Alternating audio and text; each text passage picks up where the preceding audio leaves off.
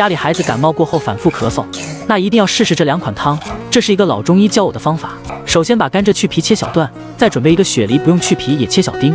锅里放入2个瓦罐炖中，放入甘蔗、雪梨、5粒冰糖、8粒枸杞，一次性加满清水。